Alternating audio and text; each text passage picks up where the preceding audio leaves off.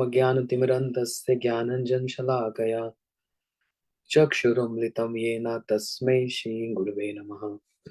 गुरवे गौरचन्द्राय राधिकाय तदालये कृष्णाय कृष्णभक्ताय तद्भक्ताय नमो नमः। पाञ्चाकल्पतरुभ्यश्च कृपा सिन्धुभ्यैव च पतितानां पावनेभ्यो वैष्णवेभ्यो नमो नमः। संसार दुख जलदस्य पतितस्य काम क्रोधादिनक्रमकृकवलीकृतस्य दुर्वासनस्य निगृतस्य निराशयस्य चैतन्यचन्द्रमम देहि पदावलम्बम्। हे कृष्ण करुणा सिंधु दीनबंधु जगतपते गोपेश गोपीकांत राधाकांत नमस्तुते। तप्त कांचन गौरांगी राधे वृंदावनेश्वरी वृषभानुसुते देवी प्रणमामि हरिप्रिये। भक्त्या विहीनाय अपराधलक्षै क्षिप्तस्य कामादितरङ्गमध्ये कृपामयि तं शरणं प्रपन्न वृन्दे नमस्ते चरणारविन्दम्। राधाचिन्तानिवेशिनं यस्य कान्तिविलोकिता श्रीकृष्णचरणं वन्दे राधालिङ्गितं विग्रहम्। हरे कृष्ण कृष्ण कृष्ण हरे हरे हरे राम राम राम हरे हरे। श्री वेणु गीत।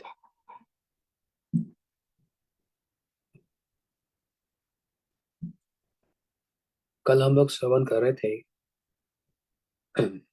पुलिंद कन्याएं श्री कृष्ण के चरणों में जो कुमकुम जो तृण और घास में लग जाता है, वो पुलिंद कन्याएं उन कुमकुम को उठाकर अपने मुख पर और अपने वक्षस्थल पर ऐसे धारण करती है, जिससे श्री कृष्ण के स्पर्श की प्राप्ति उनको हो जाए। तो यहाँ पर डायरेक्ट नहीं है, डायरेक्ट श्री कृष्ण का स्पर्श नहीं है, लेकिन एक तरह का से है भी, नहीं भी है और है भी। तो ये पुलिंद जो कन्याएं हैं, इनका कृष्ण से जो संपर्क है वो गोपियों के माध्यम से। इसका मतलब इनका जो सेवा भावना है, इनका जो साधन है, वो गोपियों के अनुगत्य में है। समझ आई बात? सभी गोपियों के अनुगत्य में नहीं है, लेकिन जो गोपियों के अनुगत्य होकर श्याम सुंदर का स्पर्श या सेवा प्राप्त करता है, उनको सबसे श्रेष्ठ सेवा उपलब्ध होती है, प्राप्त होती है। जैसे स्वर्ग की देवियों ने राधा जी का चरण अनुगत्य स्वीकार किया, इसलिए उनको रास में प्रवेश हुआ। जैसे श्रुतियों ने गोपियों का चरण अनुगत्य स्वीकार किया, इसलिए रास में प्रवेश हुआ। लेकिन लक्ष्मी जी ने राधा जी का अनुगत्य स्वीकार नहीं किया, इसलिए लक्ष्मी जी का रास में प्रवेश नहीं है। समझ आया? तो जो गोपियों का अनुगत्य स्वीकार करेगा, गोपी भरतु पद कमलयो दास दास अनुदास, वही इस श्रेष्ठ इस रस का उपलब्धि और आस्वादन कर पाएगा। ये मुख्य बात है। अभी तक जो हम लोग सुन रहे हैं, पुलिंद जो कन्याएं हैं, इन्होंने माला बनाकर गोपियों को अर्पण की, गोपियों ने श्री कृष्ण के कंठ में माला धारण की, और वो कुमकुम इत्यादि की जो सब विस्तार से हम लोग सुन लिए। इससे पता लगता है ये गोपियों की प्रशंसा करती हैं, गोपियों का अनुगत्य स्वीकार करती हैं। अब देखो आगे क्या कह रहे हैं। श्री कुमकुमेना दयित स्तन मंडितेना। श्लोक में बताया, गोपियां कह रही हैं, अरे सखीरी बतलाऊं, ये कुमकुम निश्चय ही किसी दयिता अर्थात प्रेयसी के वक्षस्थल में लगा हुआ कुमकुम है। ये जो कुमकुम है ये कहां से आया? ये कोई साधारण नहीं है। किसी दयिता मतलब एक प्रेयसी, मतलब कोई कृष्ण की बहुत प्रिय कोई है, उनके वक्षस्थल से लगा हुआ ये कुमकुम है। उन्होंने अपने वक्षस्थल पर कुमकुम धारण किया, जो किसी प्रकार उर्गाया के चरणों के तलवे में लग गया है। श्री कृष्ण का एक नाम है उर्गाया, उप उर्गाय गाथा, जिनकी कथा, जिनकी गाथा श्रेष्ठ भाव से और उच्च स्वर से गाई जाती है, जो किसी प्रकार उर्गाया के चरणों के तलवे में लगा हुआ है। मतलब श्री कृष्ण के चरणों में जो कुमकुम लगा हुआ है, जो प्रेयसियों के मिलने के पश्चात निशांत समय में, गृह लौटते समय अथवा राधा कुंड में मध्याह्न लीला के उपरांत गोचारण करते समय उनके श्री चरणों में घासों पर लग गया है। क्या कह रहे हैं? पहले मैं, जो ट्रांसलेटर कर रहे हैं, पहले सुन लो, मैं पढ़ लेता हूँ, बाद में फिर उसको एक्सप्लेन करते हैं। तो हमने क्या सुना? सखी कह रही है, देखो ये जो कुमकुम है ये कोई साधारण नहीं है, किसी एक विशेष प्रेयसी, मतलब सीधा सीधा राधा जी पर इंगित हो रहा है, उनके वक्षस्थल से लगा हुआ श्री कृष्ण के चरणों के तलवे में नीचे लग गया है। कब लगा होगा? बोलते हैं जब ये कृष्ण राधा जी से मिलने के बाद निशांत लीला में गृह लौटते समय। निशांत लीला कौन सी होती है, समझते हैं? निशांत लीला सुबह 3:30 से 6:30, 3:30 to 6:30। निशांत लीला ये सबसे श्रेष्ठ लीला मानी जाती है। बहुत सारे हमारे आचार्य इसी लीला, निशांत लीला में ही इस संसार को छोड़कर भगवान के धाम जाते हैं। निशांत लीला। और मंगल आरती भी कौन से प्रहर में होती है? निशांत लीला में। मंगल श्री गुरु गौरा मंगल मुराती, मंगल श्री राधा कृष्ण जुगल प्रीति, मंगल निशांत लीला। है ना? निशांत लीला हो गया ना? तो ये निशांत लीला, इस समय किशोर और किशोरी, राधा जी और कृष्ण निभृत निकुंज में, निधि वन में एक साथ सारी रात एक साथ इन्होंने विहार किया। ठीक है? तो गोपियां कह रही है, यहाँ तो ये निशांत लीला के बाद कृष्ण के चरणों में लग गया। इसका मतलब स्पष्ट है, राधा जी ने बड़े प्रेम से श्री कृष्ण के चरणों को अपने वक्षस्थल पर धारण किया होगा, और वहां से कृष्ण के चरणों में कुमकुम आ गया। और फिर ये कृष्ण जब दौड़े दौड़े नंदगांव गए, वहीं पर घास पर ये कुमकुम लग गया। वहीं पर पुलिंद कन्याओं ने उसको उठाया और अपने मुख पर लगा लिया। या फिर एक निशांत लीला और दूसरा मध्याह्न लीला।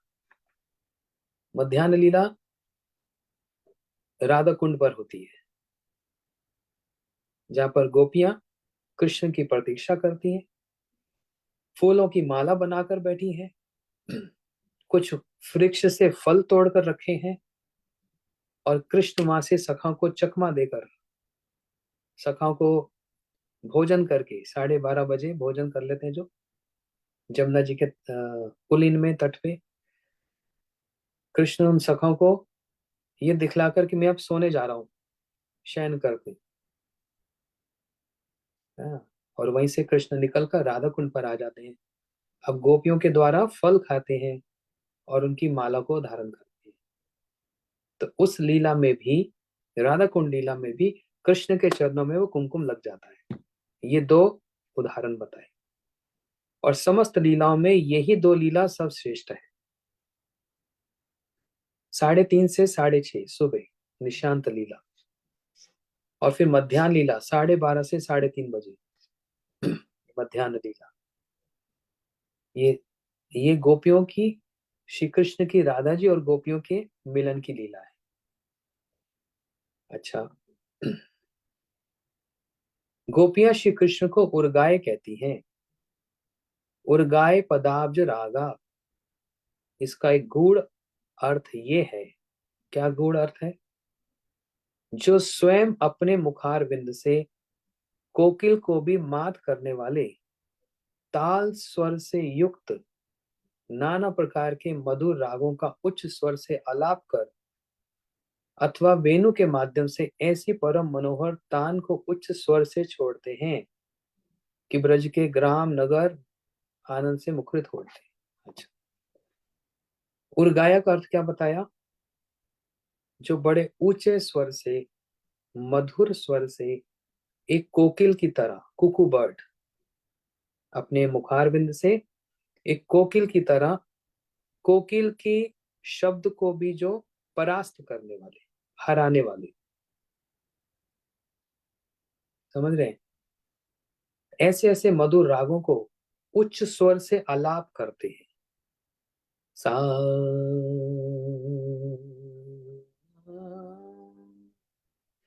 ऊंचा आलाप।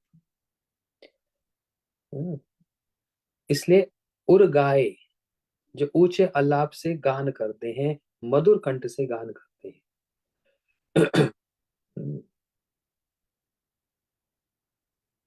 और ना सिर्फ अपने मुख से गाते हैं, अपनी वेणु से भी ऊंचे स्वर में जो गान करते हैं, तान छोड़ते हैं। और इससे क्या होता है? ब्रज के जितने गांव हैं, ब्रज के जितने अ, नगर हैं, सिटीज हैं, और जितने ब्रजवासी हैं, और जितने ब्रज की वन हैं, सभी क्या हो जाते हैं? परमानंद में विभोर उठते हैं। उनको परम आनंद होता है। वहां के पशु पक्षी, जीव जंतु, सारे ब्रजवासी परम आनंद में विभोर उठते हैं। इस प्रकार सर्वभूत मनोहर मधुर वेणु नाद को सुनकर ब्रज रमणियों की कैसी दशा हो जाती है, वह सर्वथा अवर्णनीय है। इसका वर्णन नहीं किया जा सकता। हम लोग देखो, पढ़ रहे हैं, कह रहे हैं और सुन रहे हैं, लेकिन कभी विचार करो, भगवान अगर गा रहे हो, एक स्टेज परफॉर्मर इतना अच्छा गाता है, गाने गाता है या कोई भजन गाता है, कितना उसके आवाज में कितना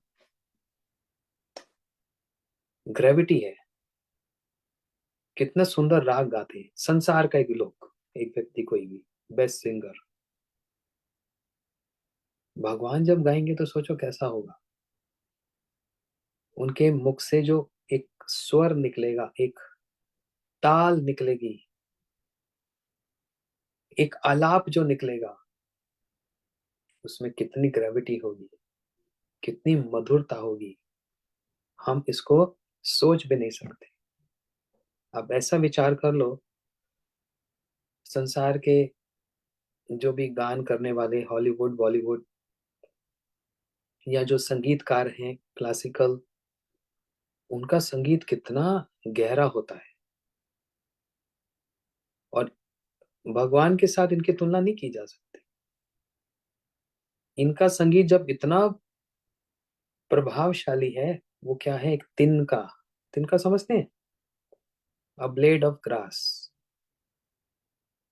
और जब भगवान गा रहे होंगे तो कैसा गाते, सोचो भगवान ने जब गीता गाई होगी तो कैसी होगी।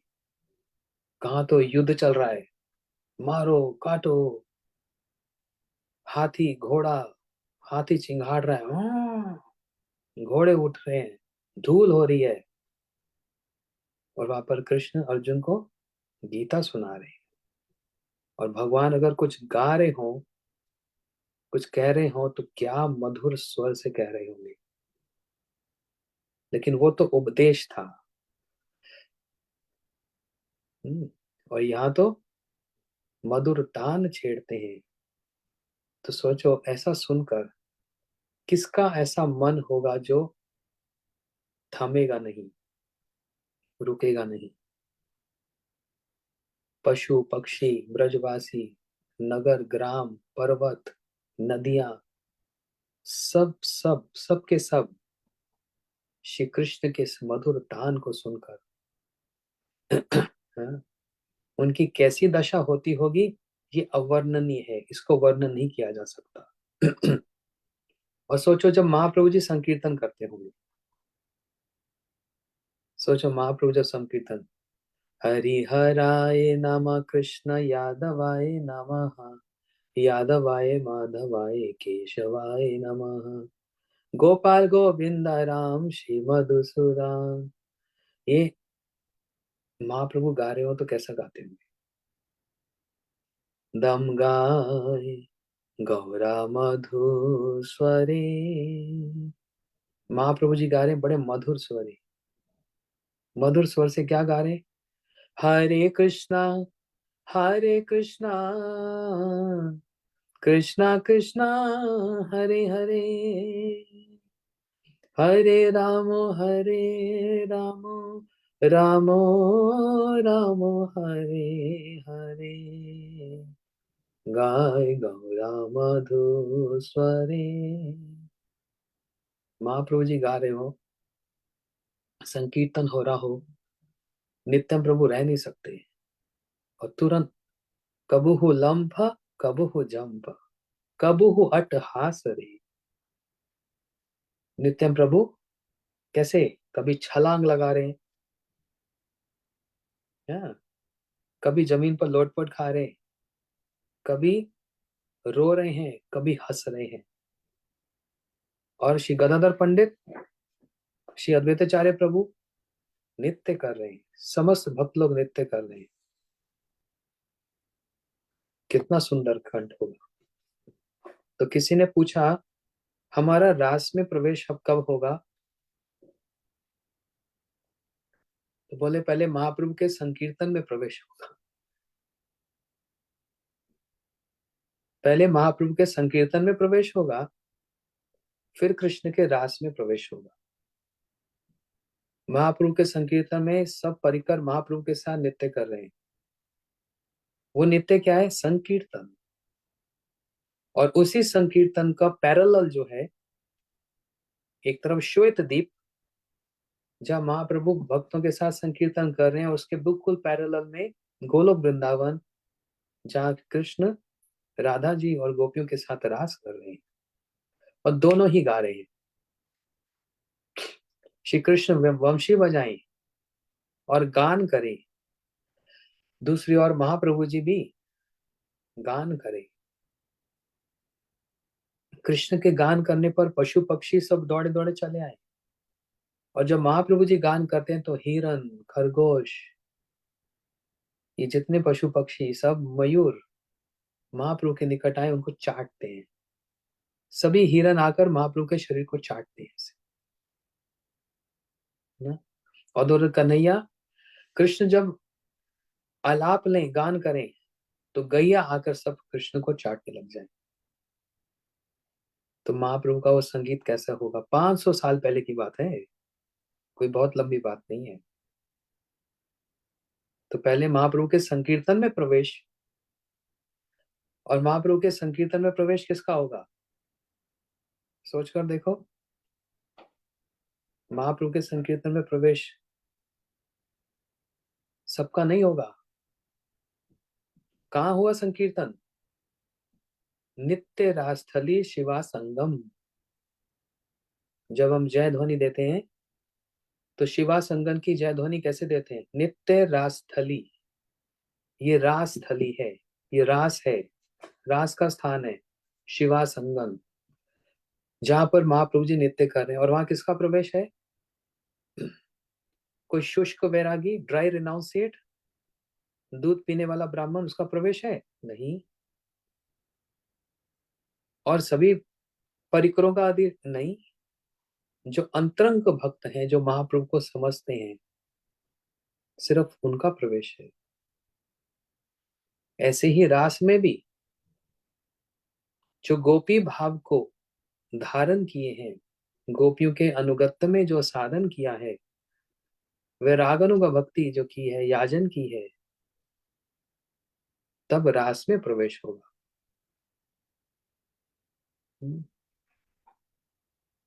इसलिए दोनों के ही सुंदर इस स्वर को सुना। कृष्ण के ऐसे सर्वभूत मनोहर जो वेणु है, कृष्ण बजाते हैं, उस वेणु में एक सर्वभूत मनोहर, मतलब भूत मतलब गोस्ट नहीं, भूत का मतलब ये भूत प्रेत नहीं, भूत मतलब सारे प्राणी, सर्वभूत मनोहर मधुर वेणुनाथ। अच्छा, बतला रहे हैं भागवत जी में इसका वर्णन हुआ है। जगो कलम वाम दृशम मनोहर मनोहरम। कहाँ पर हुआ ये? रास लीला का आई थिंक थर्ड या फोर्थ श्लोक है। जगो कलम वाम दृशम मनोहरम। हाँ, रास के प्रारंभ में कृष्ण ने सर्वभूत मनोहर क्लिंग शब्द पदगान के द्वारा सबको पागल बना दिया।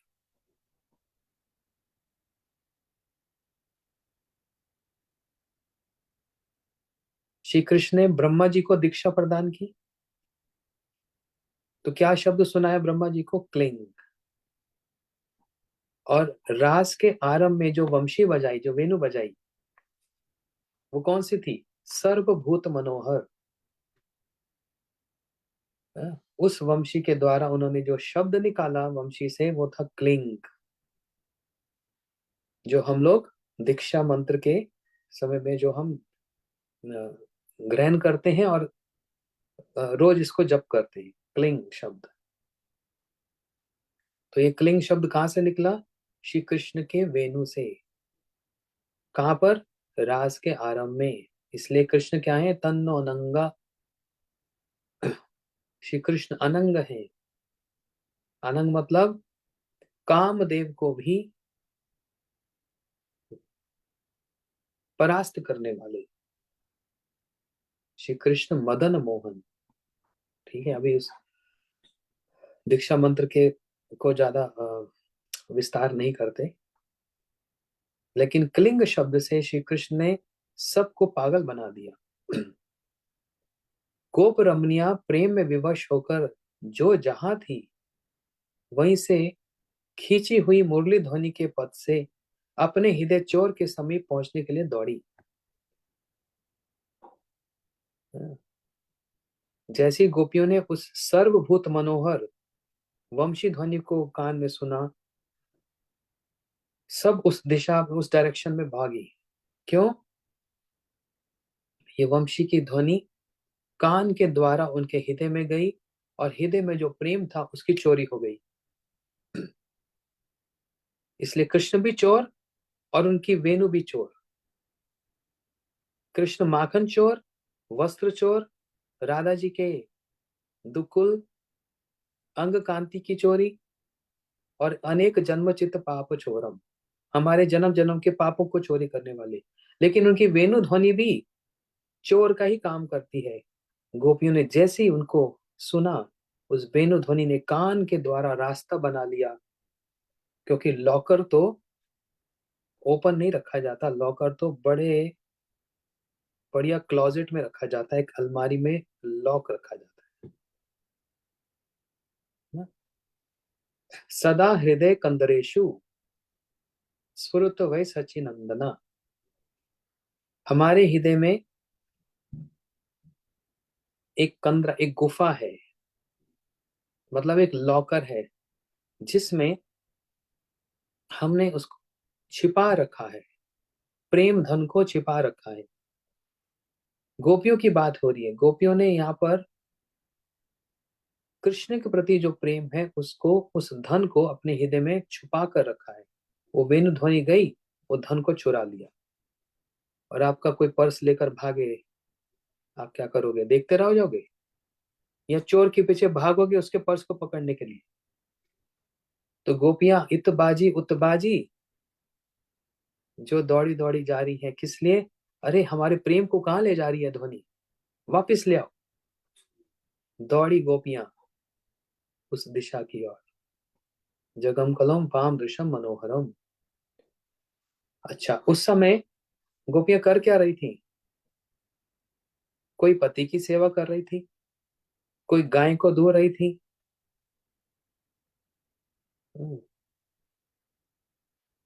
परवेशन तम हित्वा पायतम शिशुपायनम शुष्वंत पतिम सतिम अश्नष्ट पश्च भोजनम लिम्पत्ते परिमजतवसो अंच काश्च लोचनम। ऐसे 9 प्रकार के एक्टिविटीज को, क्रियाओं को गोपियां कर रही थी। परवेशम तम हित्वा, हित्वा मतलब रिजेक्शन, प्रवेशन कर रही थी। गोपियां अपने पति को खिला रही थी। प्रवेशन तम हित्ता पायतम शिशु पायनम, कुछ गोपियां जिनकी संतान थी बच्चों को दूध पिला रही थी। हाँ, और कोई गाय का दूध दो रही थी। और अंजन काश्च लोचने, जो लोचन मतलब आंखों पर काजल लगा रही थी, मतलब श्रृंगार कर रही थी। ऐसे उन्होंने सारे इन कार्यों को छोड़ दिया, श्रृंगार को छोड़ दिया। अच्छा, ये आगे लिखा हुआ है। कोई आंखों में अंजन लगा रही थी, कोई श्रृंगार कर रही थी। वे आंख में अधूरा काजल अंजन लगाकर अर्ध श्रृंगार की अवस्था में। अर्ध श्रृंगार समझते क्या होता है? एक कान में कुंडल ला रही, ऐसे डाल देना शायद, मैंने कभी लगाया नहीं। ऐसे 2 हाथ लगाकर ऐसे कुंडल लगाते हैं। एक कान में कुंडल लगाया, वेणु की ध्वनि बज गई। दूसरे कान में लगाया नहीं। एक हाथ में कंगन डाला, दूसरे हाथ में लगाया नहीं, टाइम नहीं है। एक चरणों में नूपुर धारण की, दूसरे चरणों में पहनी नहीं। या फिर उस नूपुर को लेके गले में पहन लिया, कंगन को लेके कान में लगा दिया। होश ही नहीं है। पूरा श्रृंगार। सोचो कोई अच्छा अच्छा से श्रृंगार करके जाए और कोई उल्टा उल्टा सा श्रृंगार करे, सबकी नजर किस पे पड़ेगी? जो उल्टा श्रृंगार होगा या फिर जो आधा होगा। इधर एक कुंडल, राइट में कुंडल, लेफ्ट में कंगन। राइट चरण में नूपुर और लेफ्ट में गले का हार, और कमर में पहनते हैं किंकनी। हाँ, गोपियां कमर में किंकनी पहनती जो हीरे मोतियों से बनी हुई है, उसको गले में लटका लिया। इस तरह से सब उल्टा पुल्टा श्रृंगार।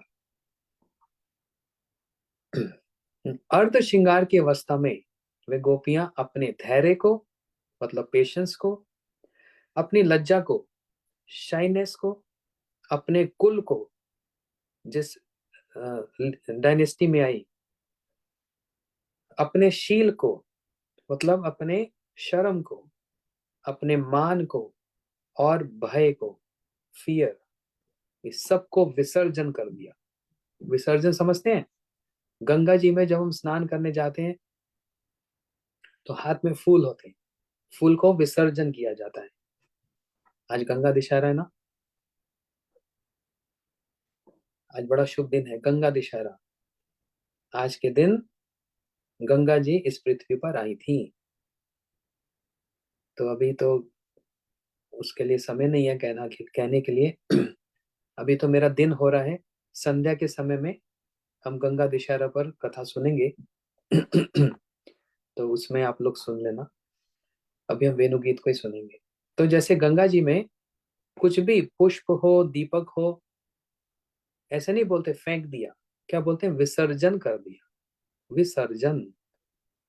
गोपियों ने अपने मान को, अपनी लज्जा को, अपने भय को, अपने कुल को, सब कुछ विसर्जन कर दिया।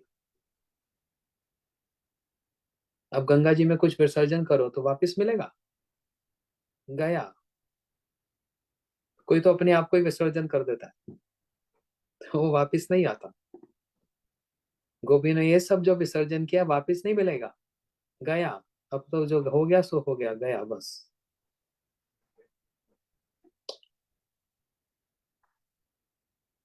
गोपी ने सब विसर्जन करके अपने कांत से मिलने के लिए बेसुध होकर दौड़ पड़ी। कोई सुध बुध नहीं है, कहाँ भाग रही है, बस दौड़े जा रही है। किससे मिलने के लिए? अपने कांत, राधा कांत कृष्ण को मिलने के लिए।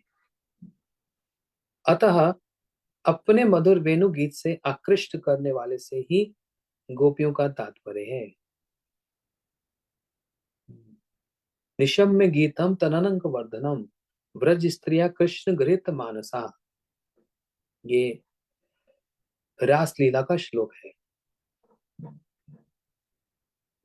कोई सखी कहने लगी, अरे सखी री, इन हरी घासों पर काम उद्दीपक मधुर सुगंध से युक्त ये कुमकुम कहाँ से आया?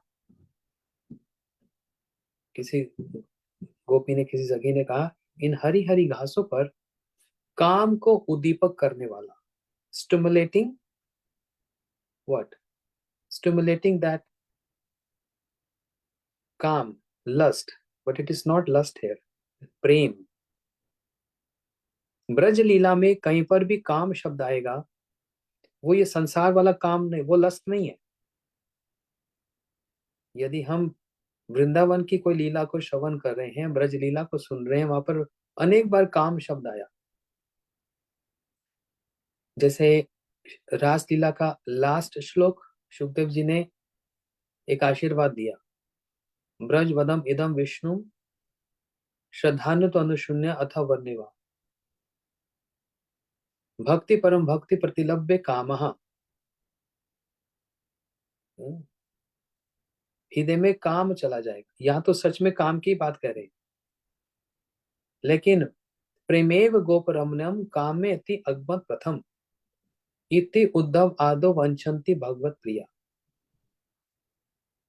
ब्रज गोपियों के संबंध में यदि कहीं पर काम शब्द लिखा हुआ आता है, गोपी गंध नहीं काम गंध, कृष्ण सुख लागे करे, कृष्ण से संबंध, प्रेमेव गोपरमणम काम्य अति अगमत प्रथम। तो इसलिए राधा जी और गोपियों के लिए यदि कहीं पर काम शब्द आता है तो वो ये नहीं सोच लेना हमारे जैसा काम है, वासना या लालसा है, नहीं। वहां काम का अर्थ प्रेम है। तो गोपियों ने, गोपी एक दूसरे से बात कर रही है, बोलते अरे सखी, इन हरी घास पर ये काम उद्दीपक, काम उद्दीपक मतलब प्रेम को उदय करने वाला, स्टिमुलेटिंग दैट प्रेम, ये मधुर सुगंध से युक्त कुमकुम कहाँ से आ गया? इसके उत्तर में दूसरी सखी कह रही है, उर्गाय पदाब्ज रागा दैत स्तंभ मंडितेन श्री कुमकुमेन। कह रहे हैं उर्गाय, श्री कृष्ण, श्री कृष्ण का एक नाम क्या है? उर्गाय ना। जीवासति दार्दु के एवं शुद्ध नाचा उपगाय उर्गाय गाथा। Shrimad Bhagavatam second canto. बिले बट उक्रमे विक्रमे ये न कर्म पुट नरसा जीवसति दार्दु के एवं शुद्ध नाचा उपगाय उर्गाय गाथा। बड़ी अच्छी बात कह रहे हैं, बिले बट उक्रमे विक्रमे, ये कान यदि भगवान उरुक्रम, श्री भगवान श्री कृष्ण का एक नाम है उरुक्रम, उन भगवान उरुक्रम के विक्रम को, मतलब उनकी महिमा को ये कान अगर नहीं सुनता,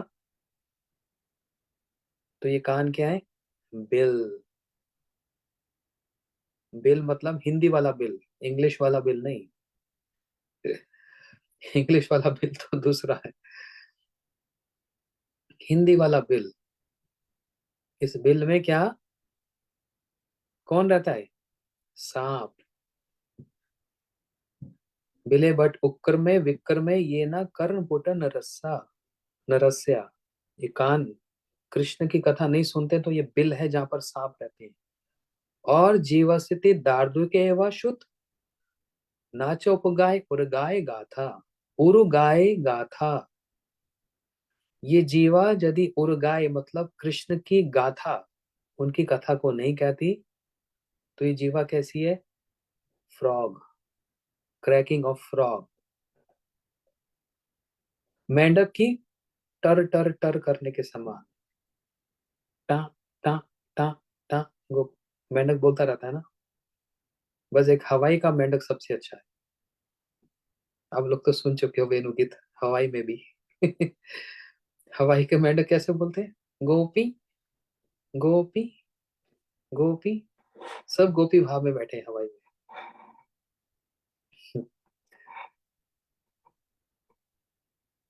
तो प्रश्न ये उठा, उर्गाए श्री कृष्ण के चरण कमल में ये कुमकुम कहां से आ गया? हाँ, भगवान के चरण कोमल हैं, कमल के समान कोमल लाल लाल हैं। लेकिन पुरुष तो कभी कुमकुम नहीं लगाते, स्त्रियां लगाती हैं। ये उनका श्रृंगार है। और फिर कुमकुम कोई चरणों में तो नहीं लगाता, मुख पर लगाते हैं, वक्षस्थल पर लगाते हैं। कृष्ण के चरणों में कहां से आ गया? तो गोपी कह रही है अपनी प्रियतमा राधा जी के स्तन मंडल में मंडित श्री राधा जी के वक्षस्थल पर चेस्ट पर वो कुमकुम था। वही सुशोभित श्री कुमकुम राग को अनु अनुलेप को अपने अंगों पर धारण कर पुलिंद कन्याएं पूर्ण मनोरथ हो रही हैं। श्री राधा जी के वक्षस्थल से श्री कृष्ण के चरणों में आया, चरणों में घास पर आया, और वहीं से जो ये पुलिंद कन्या है इसको धारण करके हमारा आज सारा मनोरथ पूरा हो गया। मनोरथ समझते हैं? मनोरथ क्या होता है? अपने मन के रथ पर जिसको बिठाया हुआ है वो मनोरथ। मन भी एक रथ है ना। मन भी एक रथ है। उस रथ पर किसको बिठाया वो तो हमको पता है, सबको अपना अपना पता है। वैसे मनोरथ का मतलब क्या होता है? इच्छा, मेरी desire, my desire, my intent.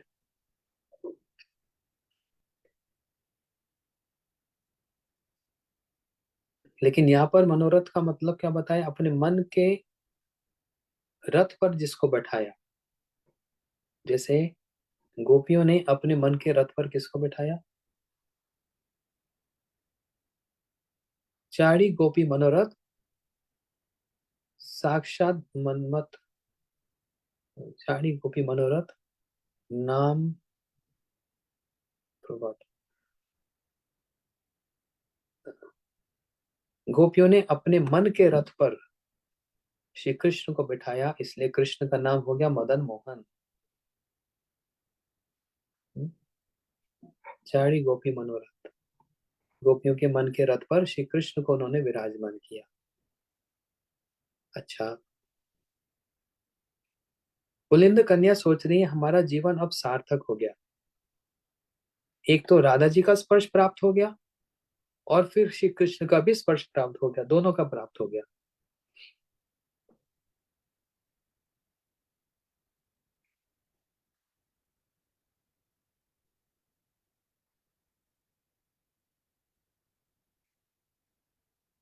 हाँ, यदि किसी को डाउट हो, ये कुमकुम तो किसी और गोपी के वक्षस्थल से भी आ सकता है, सभी गोपियां लगाती है।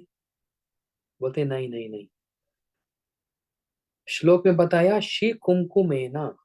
श्री का मतलब होता है राधा जी। इसलिए कृष्ण की सर्वोत्तम सबसे बड़ी जो प्रियसी जो राधा जी हैं उनके ही वक्षस्थल से आया। विशेष रूप से। इसलिए इस कुमकुम का इंपॉर्टेंस है, इसका महत्व है, क्योंकि ये राधा जी से आया है। हम्म। इस प्रकार सब गोपियां वर्णन करते करते कृष्ण के चरणों में संलग्न उनकी दयिता राधा जी के वक्षस्थल में लगे हुए कुमकुम, पुलिंद रमणियों की दशा आदि का वर्णन करते करते अत्यंत विवल हो उठी। ऐसे गोपियां एक तरफ तो राधा जी की महिमा का गान कर रही हैं, दूसरी तरफ कृष्ण की महिमा का गान कर रही हैं, और फिर पुलिंद कन्याओं की महिमा का गान कर रही हैं। हाय, इनको तो कुमकुम भी प्राप्त हो गया है। लेकिन अपने आप को क्या कह रही है? हमको तो वो भी प्राप्त नहीं है। ये पुलिंद कन्याओं को भी वो कुमकुम प्राप्त हो गया, श्री कृष्ण के चरणों का स्पर्श प्राप्त हो गया। हाय, हमको तो कृष्ण का स्पर्श प्राप्त, क्या उनका दर्शन भी प्राप्त नहीं। कहने लगी, कहाँ ये वनचारी, वन में रहने वाली पुलिंद कन्या, और कहाँ श्री कृष्ण के प्रति इतना ऊंचा इनका अनुराग, इनकी आसक्ति है।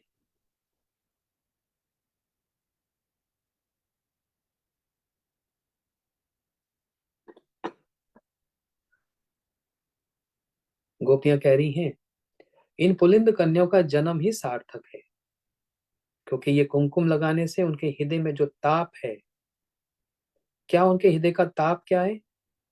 सेपरेशन। ये हृदय का ताप है।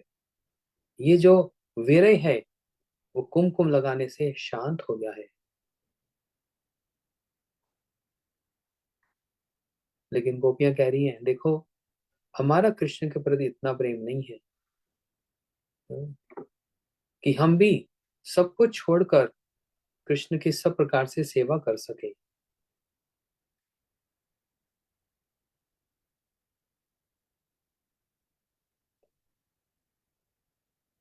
तो गोपियां कह रही हैं, देखो, यदि हम गोपी ना बने तो ज्यादा अच्छा है। हमें क्या बनना चाहिए? पहले पर्वत बनना चाह रही थी, नदी बनना चाह रही थी, हिरन बनना चाह रही थी, मेघ बनना चाह रही थी, और एक बांस का टुकड़ा भी बनना चाह रही है। और अब क्या कह रही है?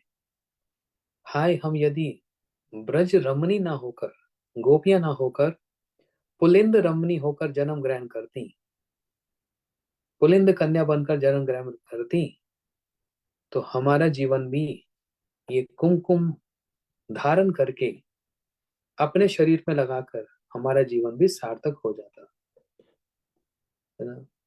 तब दूसरी सखी कहने लगी, अरे रहने दो, रहने दो, पुलिंद कन्या की बात तो छोड़ ही दो। इस वन में, इस जंगल में अगर हमें घास भी बन जाती, एक तृण भी बन जाती, तिनका भी बन जाती, हमारा जन्म ऐसा हो जाता, तो हम भी प्रेमवती गोपियों के वक्षस्थल से कृष्ण के चरणों में संलग्न कुमकुम का स्पर्श पाकर जीवन को कृत कृत कर लेती, तो हमारा जीवन भी सार्थक हो जाता। ऐसा गोपियों का उद्भाव, अपने हृदय के भावों को वो प्रकट कर रही है। किंतु हमारा कितना दुर्भाग्य है, हम सब प्रकार से कृष्ण संबंध को प्राप्त करने से वंचित रह रही है। हमको कृष्ण संबंध, कृष्ण संग हमको प्राप्त नहीं हो रहा। यही अभाव, स्केर्सिटी, गौड़ीय वैष्णव का परम धन है। समझ रहे हैं? श्री रूप गोस्वामी जी, सनातन गोस्वामी जी, जीव गोस्वामी जी, विश्वनाथ चक्रु ठाकुर जी, नरोत्तम ठाकुर जी, जितने भी इनके ग्रंथ हैं या इनके भजन हैं, इन सब ग्रंथों में ये लोग अभाव प्रकट कर रहे हैं। कबे कृष्णा धना पावो, नरोत्तम ठाकुर जी कह रहे हैं ना, कब मुझको कृष्ण धन प्राप्त होगा? कबे हबे बोलो से दिन आमा, हाय मेरे जीवन में वो दिन कब आएगा? ये जितने भी भाव है, ये सारा गोपी भाव है, क्योंकि यहाँ पर गोपियां भी अभाव को ही प्रकट कर रही हैं। नहीं कह रही हाँ हमारा मिलन हुआ, मन शांत हो गया, ऐसा नहीं। सब समय अभाव ही अभाव है, यही गोपी भाव है। और इसका आरंभ कहाँ से हुआ? श्री माधवेंद्र पुरी पाद जी से। देखो हम, हमारे संप्रदाय का नाम क्या? श्री ब्रह्म मध्व गौड़ीय संप्रदाय। ब्रह्मा जी से, ब्रह्मा जी हमारे आदि गुरु है ना। लेकिन मध्वाचार्य जी के बाद श्री माधवेंद्र पुरी पाद जी से वो जो एक स्ट्रीम अलग हुई, उन श्री माधवेंद्र पुरी पाद जी को हम आदि गुरु मानते हैं। जो गोपी भाव और ब्रज भाव की बात को करते हैं, वो श्री माधवेंद्र पुरी पाद जी अभाव ही प्रकट कर रहे हैं। क्या कहते हैं माधवेंद्र पुरी पाद? अय दीन दयार्द नाथ हे मथुरा नाथ कदव लोक छे। अय दीन दयार्द नाथ है, हे मेरे नाथ, कृष्ण के लिए कह रहे हैं। अय दीन दयार्द नाथ हे मथुरा नाथ, हे मथुरा नाथ आप कहाँ हो? हृदय तब अवलोक कातरम, मेरा हृदय तड़प रहा है आपके दर्शन के बिना। मेरा मन, मेरा हृदय फटा जा रहा है। कदब लोकशे, कब आपका दर्शन मुझको प्राप्त होगा? दैत भ्रमते किम करो में हम, हृदय तब अलोक कातरम दैत भ्रमति किम करो में हम। हाय मैं क्या करूं, किम करो में हम, किम करो में हम, है ना। ये संस्कृत शब्द है, इसका मतलब किम करो में हम, मतलब मैं क्या करूं, ऐसा क्या करूं आपका दर्शन मुझको प्राप्त हो, ऐसा मैं क्या करूं, ऐसा मैं क्या करूं। तो ये किम करो में हम शब्द ही बन गया किंकरी भाव, किंकरी। और वो किंकरी क्या होता है? मंजरी। इसलिए ये स्ट्रीम हमारे आदि गुरु जी श्री श्री माधवेंद्र पुरी पाद जी से आ रहे हैं। मतलब ये हमारी परंपरा। श्री महाप्रभु जी भी तो ऐसे ही रो रहे हैं। क्या बोल रहे हैं महाप्रभु जी? न प्रेम गंध अस्थि दुरापे में हरो, हाय मुझ में प्रेम की गंध मात्र भी नहीं है। अभाव दिखला रहे हैं, नहीं कह रहे मुझको प्रेम मिल गया। सब समय यही बोल रहे हैं, कहाँ जाऊं कहाँ पाऊं ब्रजेंद्र नंदन, ब्रजेंद्र नंदन बिना फाटे मोर बुक। मैं कहाँ जाऊं, कहाँ पाऊंगा श्री कृष्ण को, मैं कहाँ पाऊंगा उनके बिना। मेरा मेरा हृदय फट रहा है। अभाव दिखला रहे हैं, है ना। ऐसे बहुत सारे उदाहरण है। सनातन गोस्वामी जी का, रूप गोस्वामी जी का, विष्णु चक्रु ठाकुर जी का, नरोत्तम ठाकुर जी, भक्तिनाथ ठाकुर जी, प्रभुपाद जी, परम गुरु जी, पूरी गुरु परंपरा अभाव में ही पड़ी हुई है, अभाव में नहीं है, अभाव प्रकट कर रही है। इस बात को समझना, जहां पर पूर्ण मिलन होता है वहीं पर ही अभाव लगता है। इस बात को थोड़ा सा समझना, जहां पर पूर्ण मिलन है वहीं पर ही अभाव है।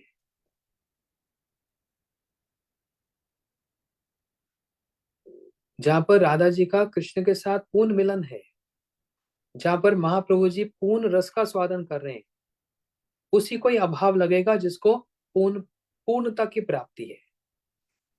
Incompleteness, the mood off being incompleteness, that means unsatisfied. I am not satisfied, I am not satisfied, I am not satisfied. वहां पर इच्छा होती है मैं और सेवा करूं, मैं और सेवा करूं, मैं और सेवा करूं। ये वाला भाव, ये है गौड़ीय वैष्णव का भाव, ये है ब्रज भाव, ये है राधा जी का भाव, ये है गोपियों का भाव, ये है किंकरियों का भाव। किम करो में हम। इसलिए यहाँ पर जो गोपियां पुलिंद कन्याओं की सौभाग्य की प्रशंसा कर रही हैं, तो कोई अस्वाभाविक बात नहीं है. It's not unnatural, it is natural. Because they never claim, वो कभी नहीं कहती हमको पूर्ण कृष्ण प्राप्त हो गए हैं. सब समय अपूर्णता ही रहती है. कहाँ गोपियां, कहाँ ये पुलिंद कन्या. लेकिन गोपियां क्या कह रही हैं, हमको पुलिंद कन्या का शरीर मिलता, हम वो बन जाती तो कितना अच्छा था. कम से कम श्री कृष्ण के चरणों में लगा हुआ ये जो कुमकुम है, इसको तो हमको प्राप्ति हो जाती. लेकिन हाय, हम गोपी क्यों बनी, हमको तो ये भी उपलब्ध नहीं है, हमको तो ये भी प्राप्त नहीं है.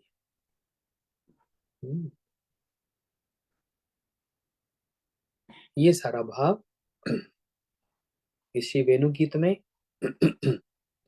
इस श्लोक की व्याख्या में वर्णन कर रहे हैं. आज की कथा को हम फिर यहीं पर ही रखेंगे और इसके बाद कल श्रवण करेंगे.